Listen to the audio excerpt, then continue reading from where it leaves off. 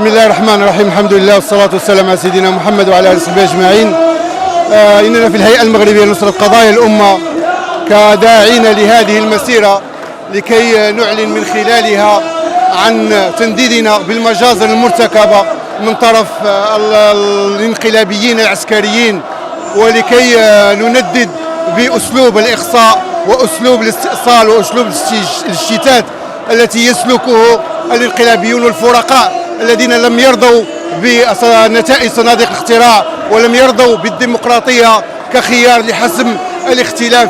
إننا نعلن من خلال هذه المسيرة عن تضامننا اللامشروط مع الشعب المصري الذي خرج مناصرا ومسالما ومعبرا عن مواقفه بأساليب ووسائل سلمية.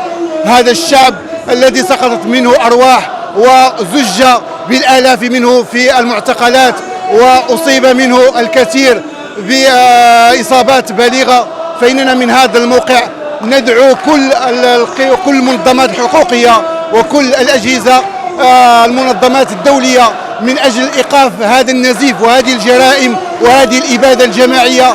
كما ندعو لكل الأطراف والفرقاء في الوطن العربي من أجل الوقوف وقفة مع الضمير الحي، من أجل الوقوف مع الشعب المصري المسالم والتعبير عن تنديده بهذه المجازر والتنديد بأسلوب الاجتثاث وأسلوب الإقصاء وأسلوب الاستئصال الذي ينهجه بعض القوى السياسية.